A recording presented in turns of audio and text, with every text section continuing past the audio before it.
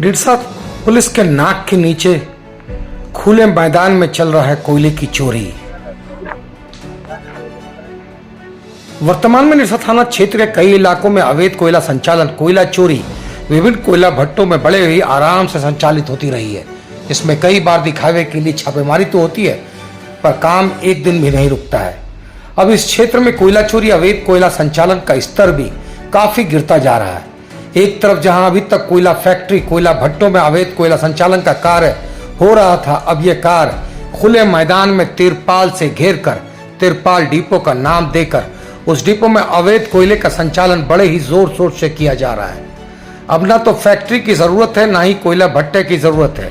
बस खुले मैदान में तिरपाल से घेरकर वहां रात के अंधेरे में ट्रैक्टर से अवैध कोयला एक जगह एकत्रित किया जाता है और फिर रात में ही ट्रक लगाकर उस कोयले को बाहर भेज दिया जाता है।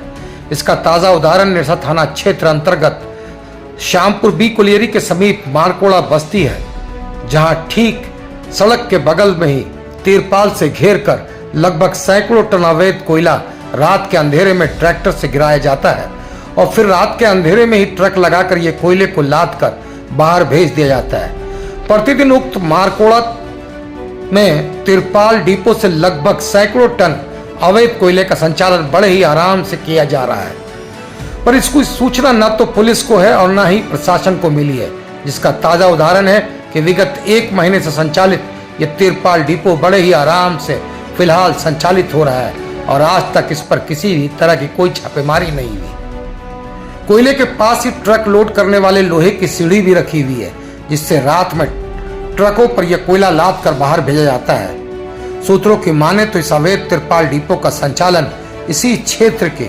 जनप्रतिनिधि द्वारा किए जाने का नाम आ रहा है, जिस पर डिडसा थाने में ही कई कोयला चोरी के मामले दर्ज है तथा मुख्य संचालक में धनबाद के कुछ लोग हैं जो पूरी तरह से इस कार्य को मैनेज करके संचालित कर रहे हैं। ऐसा नहीं कि पुलिस को इसकी भनक नहीं है।